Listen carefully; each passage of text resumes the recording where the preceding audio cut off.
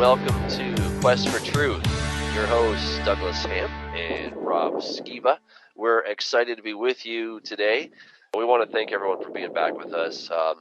We're having a good time. And, as we've said before, the whole point of this is not that we have all the answers, because we don't, but it's really two guys that love the Word of God. We're talking about it. And, we just want to let people know that there's a lot to discover. So, this is your chance. If you have questions, we'd love to hear from you.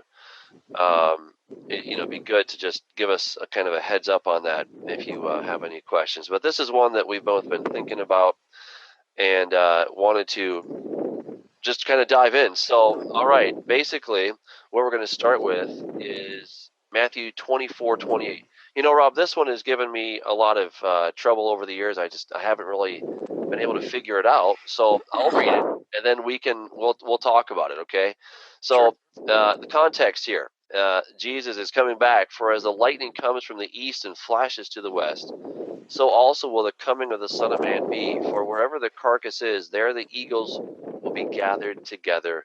Immediately after the tribulation of those days, the sun will be dark, and the moon will not give its light. The stars will fall from heaven, and the powers of the heavens will be shaken. Then the sign of the Son of Man will appear in heaven, and then all will see the tribes of the earth will mourn, and they will see the Son of Man coming on the clouds of heaven with power and great glory, etc. Okay, so where should we start? Do you want to start, or shall I start, or what are the different positions that people have seen about this verse? And I'll give the floor to you, and then you can kind of tell people what you think there. Okay, well, I'm going to take this in a little bit different direction than probably most people would. This is that chapter where the disciples came up to Jesus and they said, "Lord, what's it going to be like? What are the signs of your coming going to be? What should we be looking for?" And so Jesus gives them a whole bunch of things that they should be looking for. And then you get down to the verses that you just looked at, talking about different, false Christs and false prophets and stuff like that shall show great signs and wonders in verse 24. And he goes on to say, "Behold, I have told you before," in King James. Now, some of the other ones, some of the other translations, basically that verse is like, "Pay attention, guys. I'm about to tell you something." He's like, listen up. That verse 25 right there is inserted there for Jesus to get their attention. And he says in verse 26, "Wherefore, if they shall say unto you, Behold, he's in the desert, go not forth. Behold, he's in the secret chambers, believe it not." And then he tells them what they should be looking for in verse 27, "For as the lightning comes out of the east and shines even unto the west, so shall the coming of the Son of Man be." And then there's that verse 28, "For wheresoever the carcass is, there will the eagles be gathered together." Well, after doing my research for my first book, Babylon Rising, and the First Shall Be Last, I've said it before, I was inspired by the works of Peter Goodgame, in particular his online book, which you can access on the internet at redmoonrising.com. And it's his book, The Giza Discovery. I was actually doing an unrelated search looking for something else, and I ended up in a Google search, landed kind of right in the middle of his book, right about the time he was given the punchline of his thesis. And I'm like, whoa, this is incredible. And then at the same time, let's see if I have it here. Yeah.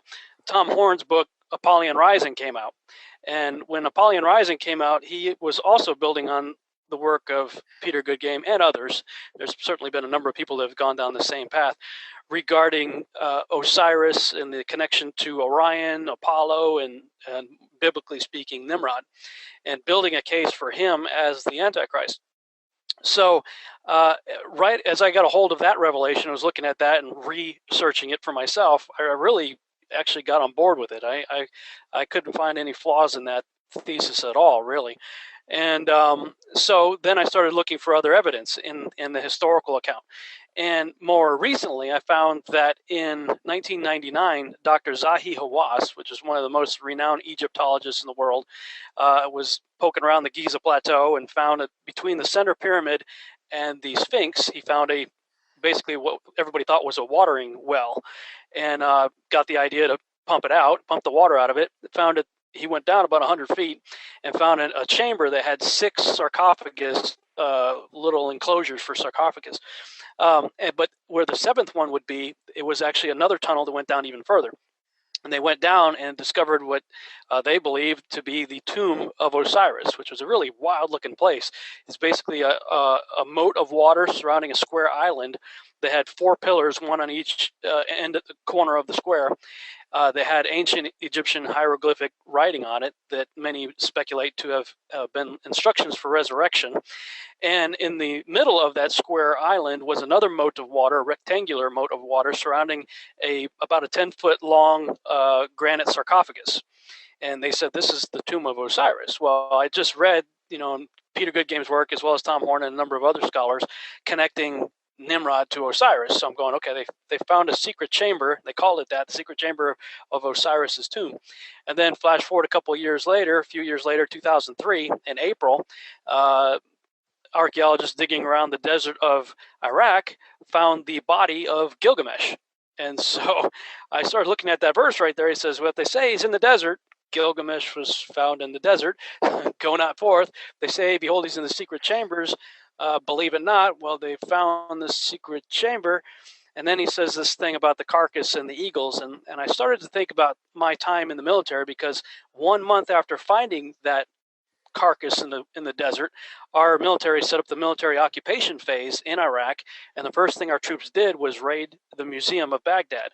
And there's something like 170,000 items were stolen. Most of them returned, but of the 3,000 that were not returned, they all dealt with cuneiform tablets dealing with resurrection in the afterlife. So, as Arsenio Hall would say, it's things that make you go, and made me go, and looking at what our military was doing over there. And then I had a picture of myself in my Class A uniform at basic training, at saluting. And I'm looking at my uniform, and I'm recalling what was on my uniform. And I was literally covered with eagles from the top of my head to the bottom of my feet. Eagles on my hat, eagles on my patches, eagles on my buttons, eagles on the sole of my shoes. Eagles were everywhere. And I thought, wow, could it be that Jesus was looking forward in time prophetically, seeing a body pulled out of the desert, loaded into a secret chamber, surrounded by a bunch of eagle-wearing individuals? Made me look at that verse and say, I think that's where America is in prophecy, in Matthew 24:28. Wow, that's it's very persuasive. I remember the first time I heard you say that, I thought it was very, very compelling, and I applaud you for putting together a lot of dots. Like I said, this is something that has been plaguing me for quite a while, because I've taught on that passage, and I've come to that passage, and I just don't know what to do with it. I'm like, well, I'm not sure, and I say, well, here's what Rob Skiba thinks. But as I've been preparing my book, The Edge of Eternity, and I am working out the second coming, what that looks like, just taking all the verses that I can possibly find and discovering a lot more than I thought were actually there, trying to put these together. And I have a different perspective. And, again, just for our listeners out there, Rob and I are good friends, but we don't see eye to eye on everything, and that's okay. The goal here is ultimately truth. I want to know the truth. Rob wants to know the truth, and we presume you want to know the truth too. And so what we're going to do, Rob has presented his case. I'm going to present my case, and this will be something where ultimately none of us will know the real truth until Jesus comes, right? Because then we get to see it actually played out. So, but until then, we're gonna share our perspectives. And what I was been looking at is kind of exciting concerning the second coming, and I'll try to do it quickly if I'm able. And Rob, you may just want to move your mic down just a little bit. We're getting a little bit of feedback there, buddy. Thanks.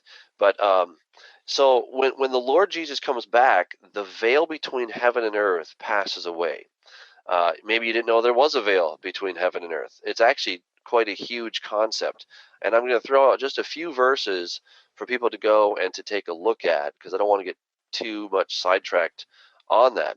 But we do have Isaiah 64:1, oh, that you would rend the heavens and come down. We have Isaiah 34:4, that the heavens are going to recede like a scroll. Revelation 6:14, the sky is going to recede like a scroll. 2 Peter 3:10, the day of the Lord will come as a thief in the night, in which the heavens will pass away with great noise, etc. and we have the heavens opening. We see that in Ezekiel chapter 1. We see it in Revelation chapter 19.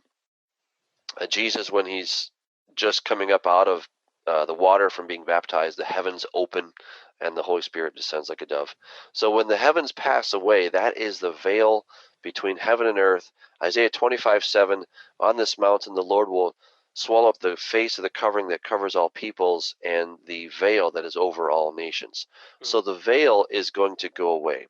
When that veil goes away, Jesus comes back in flaming fire, taking vengeance on those who reject the gospel of our Lord Jesus Christ. 2 Thessalonians chapter 1, verse 7 and 8. So, we see this epic battle coming. And then in Joel, it says, prepare for war. Wake up the mighty men. Let all the men of war draw near. Let them come near. Beat your plowshares into swords and your pruning hooks into spears. Let the weak say, I am strong. I mean, God is just like, all right, it's coming, all right. Let the nations be wakened and come up to the valley of Jehoshaphat, for there I will sit to judge all the surrounding nations. We see, as it goes on in Joel chapter 3, put in the sickle, for the harvest is ripe. Come, go down, for the winepress is full. The vats overflow, for their wickedness is great. Multitudes, multitudes in the valley of decision, for the day of the Lord is near in the valley of decision. And this is then followed up by what we have in Revelation chapter 14. Thrust in your sharp sickle and gather the clusters of the vine of the earth, for her grapes are fully ripe. And the winepress was trampled outside the city, and blood came out of the winepress up to the horses' bridles for 1,600 furlongs. So, first of all, to understand this is that Armageddon is not going to take place up in the Jezreel Valley, up in the Megiddo area. If you've ever been up there, you'll be incredibly underimpressed when you go to see the Valley of Megiddo, because if it means the mountain of Megiddo, which is the almost unanimous interpretation of that, then you would expect to see a mountain there, okay? But what you see is kind of a bump on a pancake. There's really nothing there to speak of. There is something called a tel Megiddo. Now, a tel is not a mountain. Even though you can go up on it, if there were snow, you could slide down it in the winter. But it's not a mountain. A tel is where you've had a city that's been destroyed, and then another city was built on top of that, which was later destroyed, until eventually it makes this mound, and that's called a tel. So there's something called Tel Megiddo there, but there is no mountain. The area. And again, I discussed this in my research. I think it's actually Armageddon. Arema means a heap or a pile of harvested grain, like a sheaf. That's the terminology that we see used in Joel, we see used in Malachi, and it's this idea of taking the sickle and harvesting the earth. So again, that's all over the place. So basically, Jesus comes back. His feet touch down on the Mount of Olives. There's a remnant of Jewish people that are waiting for him. They appear to be in the valley of Jehoshaphat. They're in the Kidron Valley, waiting for him to come back. And as they are waiting, the forces of Antichrist are now coming from them on both sides. It says from the right and from the left that it says the governors of Judah are going to be filled with this power, so that they will be like fire in the wood brand, fire in the wood pile, that they're going to have fire. I understand that as fire actually coming out of their hands, just like Jesus. He's going to have rays of light coming out of his hands, per Habakkuk chapter 3, verse 4. They will have this supernatural power, so that the feeble among them are like David, and the mighty will be like the angel of the Lord. So they're holding back the forces of Antichrist. Jesus touches down on the Mount of Olives. It splits, and then it says, "You will flee through my mountain valley as far as Azal." So they're going to flee through. This is the second coming, or this is of course, the second. This is the crossing of the Red Sea all over again. All right, but this one's going to be even cooler than the first one, because the first one, the Jews got through, the forces of Pharaoh come, and then the walls of water crash down upon them.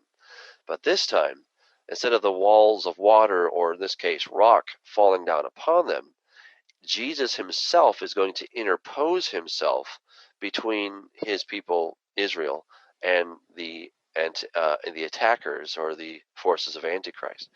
And then he's going to bloody his garments, as we see in Isaiah 63. Who is this who comes from Edom with dyed garments from Bozrah? This is this one who is glorious in his apparel, traveling in the greatness of strength. I who speak in righteousness, mighty to save.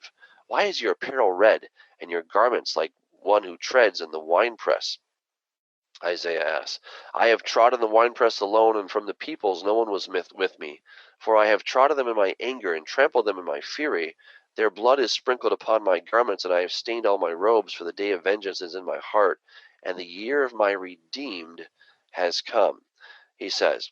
So that right there, we see that there's going to be this epic battle. Jesus is going to just start squashing these people. Again, who are hybrids, incidentally. They're Nephilim, because they've taken the mark of the beast. They've been transformed, and now they're trying to destroy God's people, Israel. Jesus comes, and he begins to fight for them. He's going to fight as a man fights on the day of battle. He's now fighting for Israel. And it's really amazing, the passage in Micah 4:12. Now also many nations have gathered against you, who say, let her be defiled, and let our eye look upon Zion. But they do not know the thoughts of the Lord, nor do they understand his counsel, for he will gather them like sheaves to the threshing floor. So God has a trap in mind for these antagonistic forces. So when you start to put it all together, you have Jesus. Now he comes back. He's interposed himself between the bad guys and Israel. He starts to fight against these bad guys. He starts to cut them down. Blood is splattering everywhere. He then begins to tread upon them like a man treading grapes. And the carnage is so incredible that they're just bodies everywhere. And that is why we read in Revelation that it says that the angel is going to call to the animals, to the birds. And he says, and the winepress was trampled outside of the city, and the blood horse with the horse's bridle. Okay, so there's lots and lots of blood, lots of bodies. And then in Revelation 19, an angel calls to all the birds, come and gather together for the supper of the great God, that you may eat the flesh of kings and the flesh of captains, etc. And then, so after I had put all that together, and I came to this verse of eating the flesh of kings, etc., then it began to make sense to me what Jesus was saying. So also will the coming of the Son of Man be, for wherever the carcass is, there the eagles will be gathered together. So what I submit is it's not a veiled reference to the United States, though that would be kind of cool. But especially with them finding Osiris and Nimrod, that would be pretty awesome. But I don't think that's the case. The argument I want to make is that Jesus has slaughtered so many people the day that he comes back that an angel now invites the birds who are flying overhead. Incidentally, I believe that the second coming is going to coincide with the fall feast. I think we might see eye to eye on that, Rob. I'm not sure, Definitely, but yeah, for yeah. sure. So and I would argue that this is probably happening at the Day of Atonement, Yom Kippur. All right, Yom HaKippurim. That this is happening on that day. Now, it just so happens that when birds migrate from Europe and from Asia, when they fly down south to Africa, they funnel themselves right over Israel. It's really incredible. I mean, you'd think that the birds from Spain or from France, would just they take a shortcut and fly over the Mediterranean Sea, but they don't do it. They fly over land, and then they all come together and they funnel right through Israel. It's a real problem for the Israeli Air Force because they're trying, they have very little airspace up there, right? And they're trying to practice their maneuvers, and you got these millions and millions of birds. So this would make sense that there's millions of birds flying overhead at this time, and there's all this carnage, and of course the earth has been absolutely devastated. I mean, they're going to be hungry anyway because there's nothing to eat. Everything has been turned to blood. So now you got this invitation, hey, come get some food, have as much as you want. So wherever the carcass is, there the eagles will be gathered together. I submit that is actually talking about all the millions and millions of bodies that have been just slaughtered by Jesus, and now it's inviting the eagles to come. Interesting. Well, just looking up okay, let me back up. Let me look at that verse again, because it looks like you are taking us right to the end of the story. Yes. And that would... the problem I have with that is the next verse says, immediately after the tribulation of those days shall the sun be darkened, and the moon shall not give her light, and the stars shall fall from heaven, and the powers of the heavens shall be shaken. And then shall appear the sign of the Son of Man in heaven, and then shall all the tribes of the earth mourn, and they shall see the Son of Man coming in the clouds of heaven with power and great glory. So I don't see that he's touched down yet in the chronology here. And looking at the subject before verse 28 appears to be, hey guys, listen up, I'm telling you about the Antichrist here, what you should be looking for and what you shouldn't be looking for. And when I look up the Greek word for carcass, it appears to be in the singular. Yes, but here's my response. You have Job 39:30. It says, his young ones feast on blood. He'll be found wherever there's a carcass. So it's talking about birds of carrion, perhaps the eagle. This is the word atos. It could be eagle. It could also be vulture. That's a possibility. We see that in Aristotle's writings. So Historia Animalia, to be exact. So vulture could be used in that case. And some English translations actually have vulture right there in Matthew 24:28. Right. We were looking at the King James, which says eagle. Right, yeah. Well, the passage here in Job 39:30, it's talking about a general principle. Wherever there's a body, there will be a bird of carrion, okay, or an eagle or whatever it is, okay. So, but my contention is that the previous verses are telling you about the Antichrist, which is a singular individual. And that's why I would say the carcass singular is a reference to the singular false Christ that is, and there's going to be false Christs plural and false prophets plural, but we know that there's going to be one that actually is the Antichrist.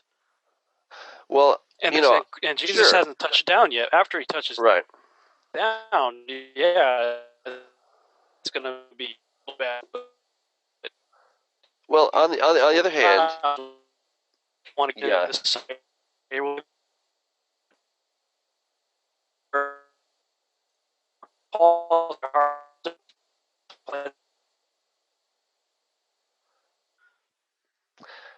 I'm having a little trouble hearing Rob. I'm sorry about that. Oh no! Yes, the joys of internet radio. We're trying. Am I still here?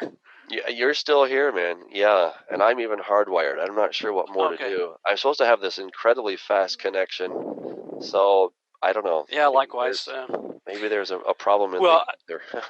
But I don't know if I got cut off or not. But and again, this is a subject for another show. We have to put a whole show into this. But Paul says we meet him in the clouds at the harpazo, and the only time Jesus said he's going to be in the clouds, is clear as day, is immediately after the tribulation of those days. I'm going to be in the clouds. Oh my goodness, boy, this is going to get complicated. That's another. Well, let's say we need another show just for that. Oh, I know, man. I was trying to leave the rapture out of this. If we're going to talk about the last days, man, we have to talk about the rapture. Oh, the rapture is too complicated. But we'll save that for another show. You'll never make anybody happy. To me, it's not complicated at all. Jesus said, "Hey, guess what, guys? I'll tell you when I'm going to be in the cloud." Fair enough. That verse right there, I used to be a pre-trib guy, hardcore. Wrote books about it and scripts and everything. And I used to have to tuck that verse away, pretend verse 29 doesn't exist. Sharpie or highlighter kind of thing. Yeah, right. I can't get away from it anymore. But again, looking at the chronology, though, the context appears to be looking for a false Christ, and of course we know there's going to be a false Christ, the Antichrist. Right. But he hasn't touched down yet, so I have a problem with your interpretation because of the chronology of this one chapter. Well, okay, I hear what you're saying, and I think you have to consider that the chronology kind of comes and goes. I mean, let's consider some things here. You have 27, for as the lightning comes from the east and flashes to the west, so also will the coming of the Son of Man be. Well, that's talking about the second coming. I mean, that's when the clouds have gone away, the sky has gone away. Here comes Jesus, yes? Sure. Okay. So wherever the carcass yes, I would agree with that. But the caveat to that would be is I would say he's saying this is what you should be looking for. Don't worry about rumors in the desert. Don't worry about the secret chambers. Yeah. The way I'm coming back. Everybody's gonna see it in the clouds. That's. I agree totally. That. But all I'm saying is, if we're going to talk about chronology of this passage, I don't think that we can make a hard and fast rule that A then B then C, because he seems to repeat himself. Again, to use the motif of a different camera angle, he says, "Okay, look at it from this angle now, from this angle, right?" So, I think. But those two together, 27 and 28. I mean, just if we did do a chronology, you've got him coming back, and then you got this whole carcass thing. But it's really bizarre because listen up, guys. I'm about to tell you something. 26. He mentions the desert and the secret chambers. Then he says, "Okay, this is the way I'm coming back. I ain't coming back that way." Well, look. Then whatever the carcass is, right? Okay, singular. There, the eagles had together. So, because I would liken this. I would link that to Revelation 13, because Revelation 13 is where we find that the beast has a mortal head wound. That is healed. So we've got a carcass that has to resurrect. In Revelation 13, and that's where I would marry 28 with 13. I put the death of Antichrist in the Holy of Holies, as it were, whatever you want to call that place. That's where I would suspect that it's going to happen. I don't know if I can prove that absolutely from Scripture, but he does go into the holy place. He declares himself to be God.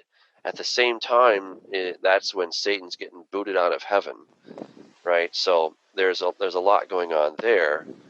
But I mean, I think 28 is talking about the very end. I mean, this is after everything has happened. I mean, look at some other language, and depending on where you want to put Ezekiel 39, the Gog and Magog war, and all this is another issue, I suppose. But he says, "Tell all of the birds." Where do you put it? Where do you put? Well, I see the Gog and Magog war as before the time of Jacob's trouble.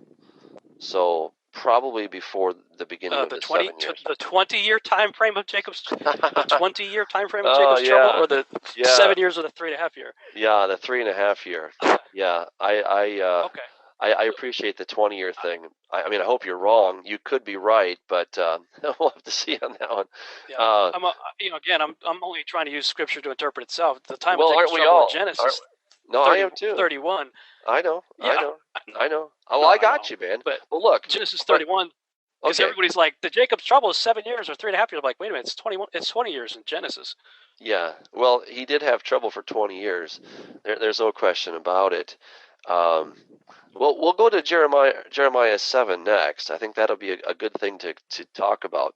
But Ezekiel 39, he says, "Tell all of the birds and the wild beasts to come and gather together and participate in the sacrifice that I'm going to make for you. This great sacrifice will take place on the mountains of Israel." So here you have, you've got these birds that are going to have another feast, right? So, that sure seems to be talking about just, what I consider to be a very straightforward kind of deal, that it's not having to say, well, it could be the United States, because I think the weakness in your interpretation is that you're having to figure out who, first of all, does eagles always mean eagles? Could it mean vultures? Because if it's vultures, then America's out, right? But if it is an eagle, which it could be. Oh, but if you're a King James only guy, Well, I'm not. I'm sort of into the Hebrew and the Greek kind of thing, Oh man, you're toast, man. You just I admitted know, you're not I King James know. only. I'm not Yeah, listening to you it's anymore. fine. It's fine. Um, yeah, too funny. But there's a number of places that talk about the bodies being given over to the birds, for them to eat. So I think we have to take that into consideration. And so what I Well, would yeah, argue. I definitely do. The only problem is, and this is my a soldier guy with eagles all over him. My only problem is in the following verse still in the clouds. He hasn't touched down yet. Yeah, I see your point. I would argue that is a reiteration of what he's already said, because I mean we see Okay, reiterations all. so okay, so then he's getting ahead, then he's back, and he's telling the story over again. Is that what Yeah, he's doing? I mean it's all over in Okay, Revelation. It's all over. I mean you got, I mean we see that. You're cool with that. sure. you know. Well, yes, I am cool with it in Revelation. I don't see it in Matthew, but maybe it's just a matter of interpretation. Well, consider this. You've got Deuteronomy 28:26. Your dead bodies will be for food for the birds of the sky and the wild animals of the earth. Uh, you know, Sure. as well as Goliath says that, and then David says it right back to him. I'm going to take off your head, and I'll give your Yeah. bodies to the Well, I Philistines, mean, I mean the birds. yeah. To be fair, I've repeatedly said that I take the scriptures literally, except for when it says otherwise. So, to hold myself accountable to that claim, this would be birds eating a carcass, no doubt about it. In verse 28, looking at it as symbolic, well, certainly could see it. Just coincidentally related to a body pulled out of the desert and perhaps loaded into a secret chamber. That would have to be allegorical, metaphorical, you know, symbolic. Every so yeah, to your point, taking a literal interpretation, I could see that certainly. I just the chronology looks all over the map to me to go in that direction. Okay, let's consider that. Let's consider. Let's see if um, I'll defend my thesis here. I'll defend it. All right. So first of all, he's talking. Who are the elect? Maybe that's another question. We have to go Oh back. boy, There's so many things. No, but see, this is why it gets tricky, isn't it? Because it is. we come to the text, and we may not even be looking for eschatology, but we already have a preconceived notion of who the elect are. My position. I say that the elect, when it's plural, it's talking about the Jews. And I defend that in a paper and a video. People can check out why God did not elect the Calvinists. All right. But the whole election thing, here in Matthew 22, unless those days were shortened, no flesh would be saved, but for the elect's sake, those days will be shortened. Well, this is all again, it's the time of Jacob's trouble, right? It's not the time of New York's trouble. It's not the time of Timbuktu trouble. This is the time of Jacob's trouble. Now, it's not to say it's a party on the rest of the earth, but Satan's anger is focused against Israel. So he's trying to destroy them first. Satan's principle is easy: destroy the Jew first and then the Gentiles. That's his modus operandus. So he's trying to destroy the Jews first, but because of them, those days will be shortened. All right. Now, keep in mind that there was a guy named Shabtai Tzvi who was a Jew. He lived in 1666. That's the day that he declared himself to be the Messiah, June 18th, 1666. And half of the world's Jewish population believed him. He had this false prophet named Nathan of Gaza, and they believed it because they were desperate. They're looking for the Messiah. They're yearning for this guy to come. There have been altogether 49 Jewish messiahs, people who have made the claim of being Messiah. Obviously, we know as followers of Jesus, there's only one true person who can claim that, but people have claimed it. And Bar Kokhba made the same claim, or at least his prophet made it for him, Rabbi Akiva. But this is also, it's not just to encourage the Christian. This is to let the Jews know what's going on, because they have bought into a lot of these false Christs, unfortunately, and they've paid the price for it, unfortunately. And look, when the Antichrist comes, yeah, he wants to deceive the whole world. I have no issue with that. But he also wants to deceive the Jews. That's why he goes to Israel. That's why he goes to the Temple Mount. That's why he has them, or provides them to rebuild a temple. And he goes into that temple. I mean, why not just go to some other place? The thing is, he's interested in that piece of real estate, and he wants these Jews to be onlookers while he's declaring himself to be God. There's something important about those components, and I believe it's because you have a portal between the Jerusalem above and the Jerusalem below, and if he can kind of stick his finger up, in that special place, he's kind of like entering through the portal and kind of laying hold to God's throne, as it were. I mean, that's maybe what he thinks is going to happen, and as a result, Satan and the boys get kicked out of heaven because of this heinous crime, among other things. I mean, I think there's more to it than that, but just to speak simply. So that's the first thing, all right. And now you have a warning. If he says he's over here in the desert, don't go. If he's in the inner rooms, don't believe it. Because when the Messiah comes, as lightning comes from the east and flashes to the west, so also will be the coming of the Son of Man. And keep in mind, there's going to be lots of dead bodies, and that because of all these dead bodies, at the Messiah's coming, there's going to be these birds of carrion, or vultures, or eagles, whatever they are. So, and then he goes on, and I would argue that he's now repeating. He's going to the end, and then he's coming back immediately after the tribulation of those days, and he tells us what it looks like. And then we see in verse 31 he's going to send out his angels. And then verse 32, now he tells us again, hey, learn this parable of the fig tree. Here's how you're going to know what is all coming.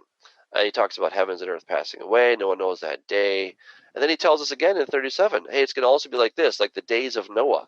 Okay, so here's why you shouldn't get deceived, because when the Son of Man comes back, it's going to be like the days of Noah. When the Son of Man comes back, it's going to be like the lightning from the east to the west, and there'll be tons of birds there eating on dead bodies.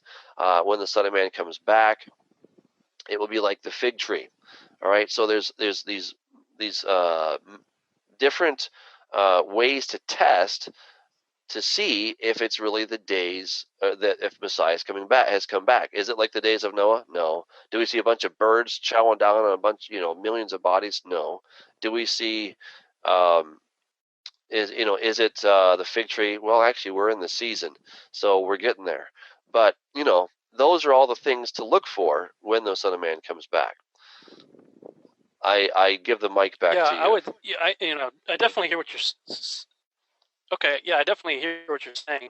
I would say that beginning in verse 3, he sat upon the Mount of Olives. His disciples came to him privately, saying, "Tell us when these will be the sign of thy coming and of the end of the world."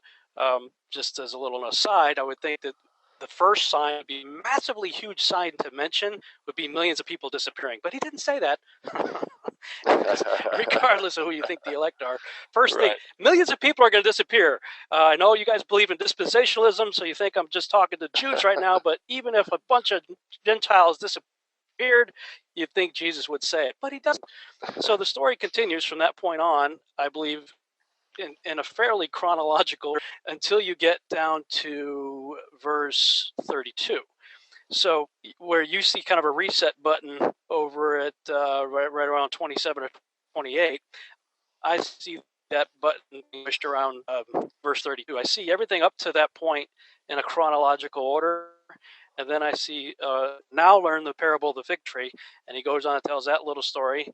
And then he tells the story about, it's going to be like the days of Noah. He talks about, there'll be one woman grinding at the mill. So, I mean, he's got several resets after that. But in my opinion, anyway, looking at the chronology here, I would say one straight chronological story up until verse 31. And you know what? We both have two different interpretations of it. We ask for truth, and so those of you who are listening, you can take what Doug has said and chew on that for a while. Take what I've said and chew on it for a while, and then hopefully, maybe together we can all come to a conclusion on it. What's happening here. But to tie it to a few other scriptures, if I was to say this, verse 28 is because I don't believe the Antichrist shows up until the fifth trumpet. We learn in Revelation 17 and Revelation 13, it says the beast comes from the bottomless pit. Not Kenya, not Hawaii, European Union, not the Vatican. It says he comes from the bottomless pit. He comes from the abyss. And he doesn't do that to the fifth trumpet, which I would say is pretty close to the midpoint if you subscribe to the 7-year period. Eyewitnesses minister for 3.5 years, 1,260 days. And then this carcass is risen from the dead. And his first order of business is killing the two witnesses and going and having a seat in the temple. And I believe the only place to sit down in the temple would be on the Ark of the Covenant. So I believe that needs to be found. And then he reigns for 1,260 days after that, 3.5 years. So let's talk about that. If my thesis is true, well, let me just finish, because if my thesis is true regarding verse 28, if this carcass is pulled out of the desert and loaded into a secret chamber, and let me pull up a screenshot of something here for you. I have this is from my blog, BabylonRisingBlog.com/thefirst.last.html. This right here, that's an artist's rendition of the tomb of Osiris. If that is in fact a resurrection chamber, as many believe that it is, then the carcass that we're looking at in verse 28 may be what was pulled out of the desert and loaded into this thing. If that's the case, then we're looking at something happening in Revelation chapter 9, where a star falls from heaven that has the key to the shaft of the bottomless pit. Where does the beast come from? It comes from the bottomless pit. So at that point, I believe, and maybe we could talk about this, Revelation chapter 1, what the star is and what's going on there, because I know we have a different point of view on that as well. But that's where I mean, looking at the chronology of things, that's where I would say it, because then, and my take on the restrainer, I don't believe the restrainer is the Holy Spirit. I believe the restrainer is in Daniel chapter 12, verse 1, and it's Michael. It says, after Michael the Great basically watches over Jerusalem, goes up or rises. I believe that's a parallel to Revelation chapter 12, where does he go? He leaves his military post in Jerusalem to go fight a war in heaven. That's where he goes. It says, then there will be tribulation as has never been before. So it's that individual, I believe, leaving that spot open for the Antichrist to go in, or the forces that be, or whatever. It's what makes it possible for the Antichrist to even enter Jerusalem and go into the temple and do this thing. So I see a lot of things. If what I'm saying is true, then this is the beginning of the midpoint, where a body's loaded into a secret chamber, where this thing falls down from heaven, has the keys to the shaft of the bottomless pit, releases Apollyon, who is Apollo, who is Osiris, Gilgamesh, Nimrod. He comes out, kills the two witnesses, goes in the temple. I see a lot converging on this one, because then it says immediately after the tribulation of those days. What days? Well, those are the days that after Michael leaves are going to be nothing like it. The sun's darkened, the moon's not going to give her light, and then the sign of Son of Man coming in heaven. He's in the clouds at this point. He hasn't touched down yet, and so that's where I would see this. Yeah, and there are clearly some points that we agree on, which is great. Yeah, we don't want people to think that we don't agree on a lot of stuff. We agree on more than we don't. We really do. But it's the points where we disagree that make it interesting. It's fun. Yeah, it really is. First of all, Jeremiah 30 verse 7, alas, for the day is great, so that none is like it, and it is the time of Jacob's trouble, but he shall be saved out of it. I mean, you could argue that as 20 years, but I think you could also just talk about that there's a time coming that's going to be really, really ugly. And just to let people know, I don't believe that the Great Tribulation is 7 years. I used to think that. I think that the Great Tribulation is a period of 3.5 years, 42 months, 1,260 days. Scripture is replete with that number, and that is the Now, time when it gets super ugly. let me say that I think I agree with you on that, because I see the last 1260 days that the beast is ruling as, without a doubt, the Great Tribulation. But it says after the testimony of the two witnesses, who witnessed for 1260 days. Yes. So, right. Well, do you see them happening in the previous 3.5 years? well, We yes, just don't call I it the do. Great Tribulation. No, I think that that's going to be Okay, at the okay, beginning of the 7 years. I think it's the beginning of the 7 years. It's not technically called the time of the Great Tribulation. Pardon? I agree with you that the Great Tribulation, as defined, is the last 3.5 years. Yes, and I think that the two prophets, witnesses, will come on the scene at the beginning of that 7 year period. I mean, I do think there is a 7 year period, but I think that is the period of call it the New World Order, where basically Antichrist is on the scene. He has made a treaty. I call it the Treaty of Many, and this has been brokered between the Jewish people and basically the world, or the many, and it's a covenant with death. We see that in Isaiah 28, that they're going to make a covenant with death and with Sheol, and they think that it's going to protect them from the overflowing scourge, though in the end of all things it's not going to do it. So so how do you reconcile that with Revelation chapter 9? How do you reconcile that? If the beast doesn't come out until the fifth trumpet, how can he establish a 7-year treaty if he doesn't show up until the midpoint? Well, I don't think that he shows up at the midpoint. I'd say he comes back at the midpoint. That he receives this mortal head wound, and that would be he goes in, he declares himself to be God. He is stabbed in the head with some kind of a sword. He then resurrects at that point, because what happens is the great star that falls from heaven is Satan. We see that in Revelation chapter 12, that a great war breaks out in heaven, and the dragon took a third of the stars with his tail. The stars, and if you look at the next verse, it says that, and the angels, Satan's angels, fell with him to the earth. All right, and that correlates with Revelation 6. 6:13, and the stars of heaven fell to the earth as a fig tree drops its late figs when it is shaken by a mighty wind. That also correlates with Revelation 8:10. Then the third angel sounded, and a great star fell from heaven. So the stars in general are the demons. The great star is Satan himself. And then when you go on to Revelation chapter 9, and I saw a star fallen from heaven. Okay, so this star has already fallen. This star fell. In other words, a star is an angel. Jesus was holding the 7 stars in his right hand, which are the 7 angels to the 7 churches.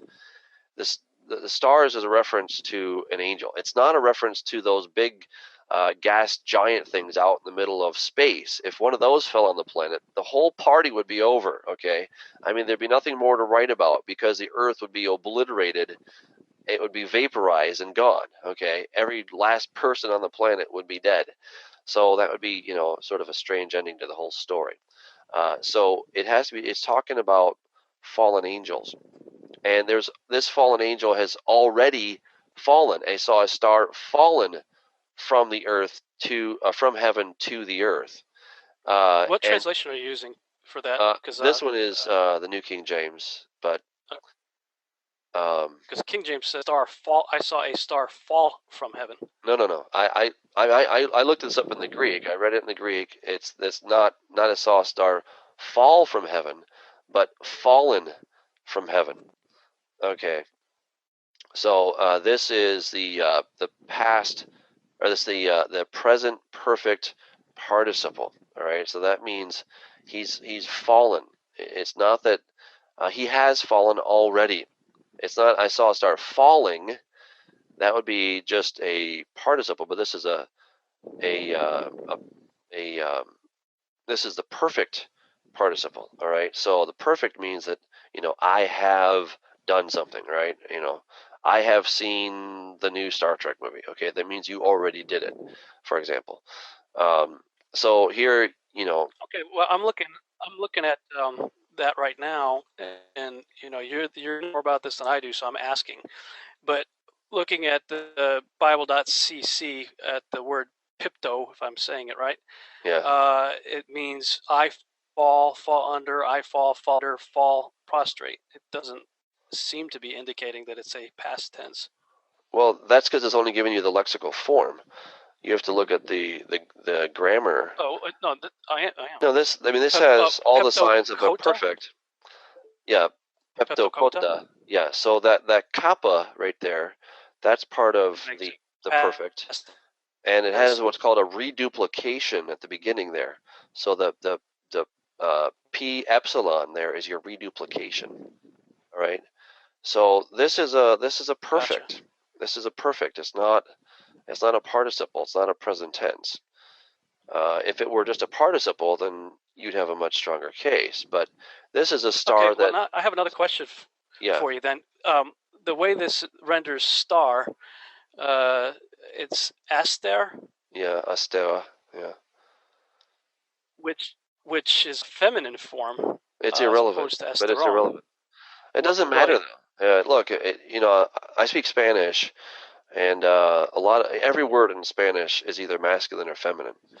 All right. Right now, I'm sitting in a Sure, seat. but Yeah. I'm sitting in no, I a understand. silla, a chair.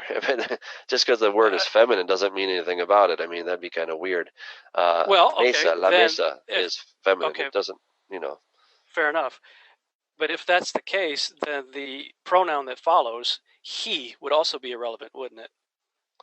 Well, no, but well, If the star is yeah. I mean, feminine, shouldn't it's the staying. pronoun be Well, yeah, because it's staying with star.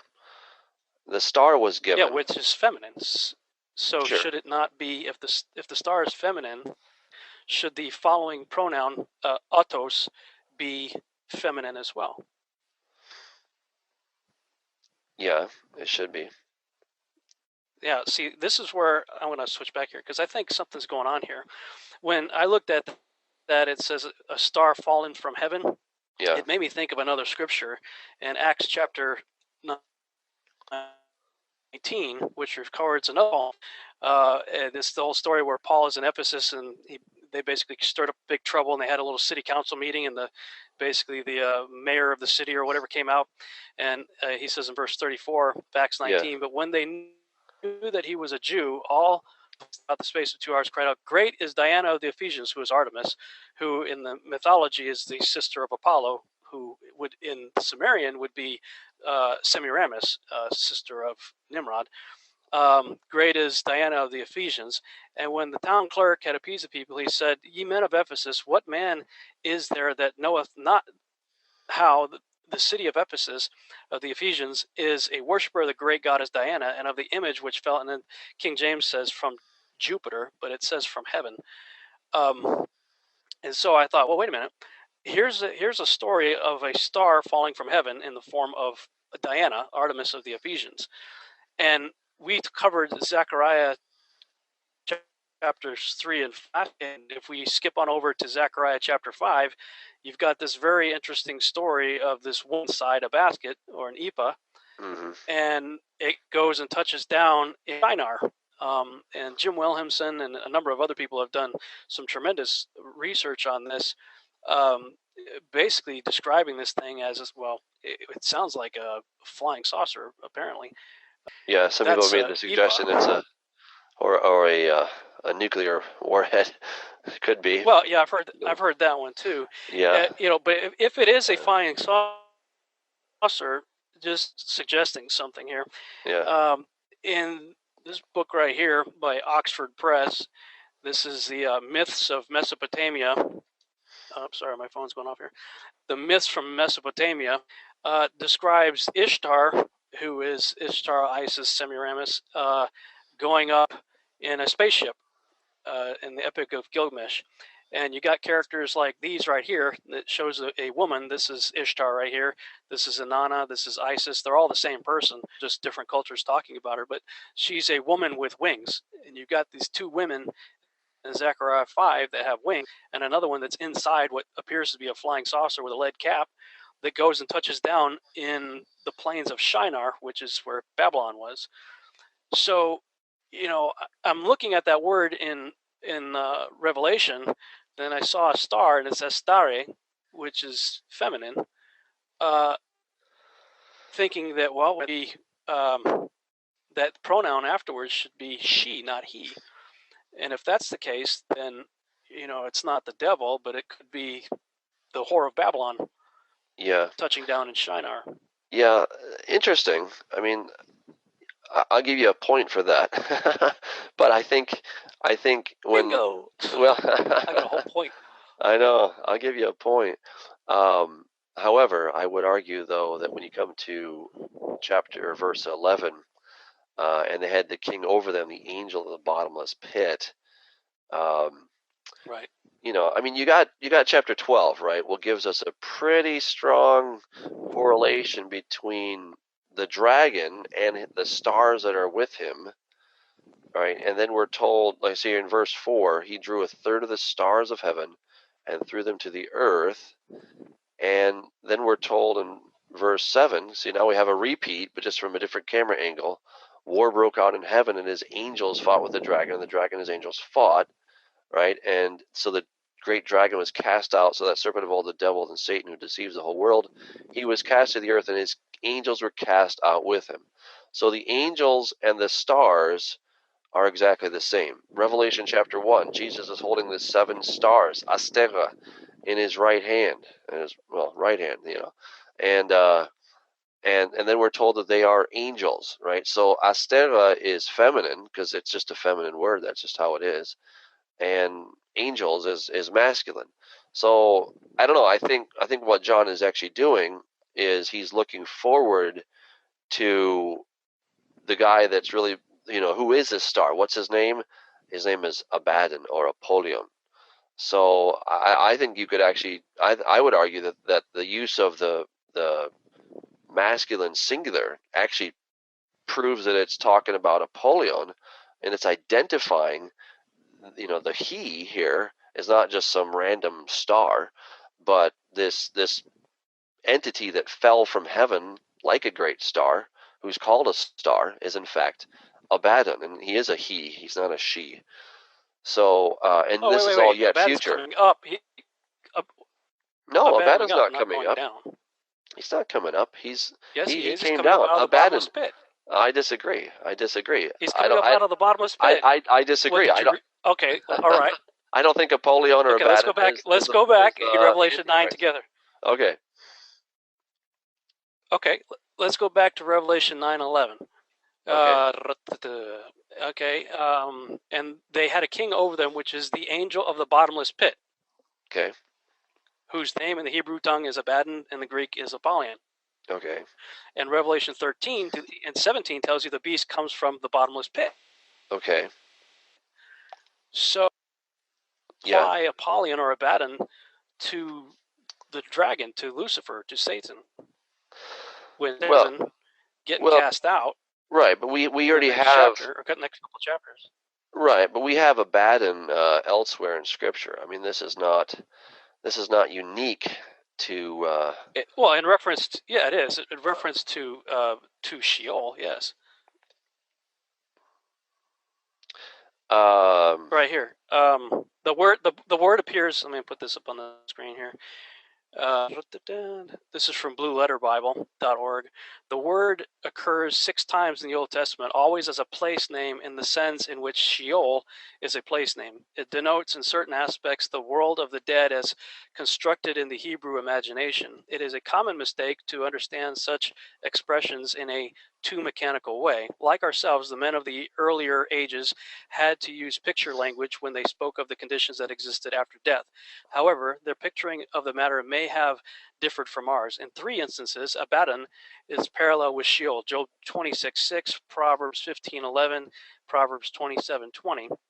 In one instance, it is a parallel with death, and one with the grave, and in the remaining instance, the parallel phrase is root out all mine increase. Job 28:22, Psalm 88:11, Job 31:12. So yeah, we do have reference to it in other places, but not in terms of a personal name. Well, I think like you can. as for the Well, I don't devil. know. I mean, I don't think that's really the case. I mean, if you have, like you said there, Job 26, verse 6. I mean, I think that's a pretty powerful passage. Sheol is naked before him, and destruction has no covering. Look, I mean, you got Sheol. But that's a place. Well, okay, but how can it be thrown into the bottom, or how can Sheol or Hades be thrown into the lake of fire? I mean, you have that in Revelation. Well, is it, or is it actually somebody?